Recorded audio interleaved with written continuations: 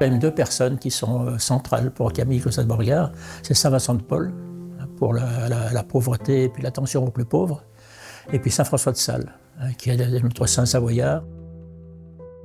Il aspire à créer un lieu qui ne fournit pas uniquement l'hospitalité et la scolarité. Il veut offrir un milieu éducatif complet et dans chaque enfant sur les plans affectifs et spirituels, tout en y intégrant une pédagogie de la douceur, comme l'encourage saint François de Sales. Rien par force, tout par douceur. En cela, sa pédagogie sera proche de celle de Don Bosco, qu'il rencontrera à Turin en 1879. Cette pédagogie, elle passe par des moyens concrets.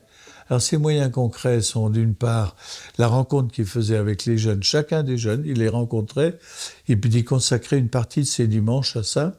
Il les rencontrait pour parler de la famille, des projets, des difficultés, des choses qui allaient bien, des choses qui n'allaient pas bien, et puis pour bien les connaître, de façon à pouvoir adapter une conduite par rapport à chacun.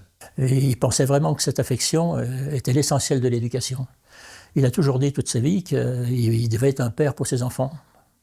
Et donc leur donner tout ce qu'un père pouvait donner, de sa place. Il n'a jamais confondu le rôle de père et le rôle d'éducateur, bien sûr. Mais il a toujours considéré que la place de l'éducateur était celle d'un père auprès des enfants. Il a donc élaboré une pratique pédagogique qui n'a jamais été traduite par des écrits.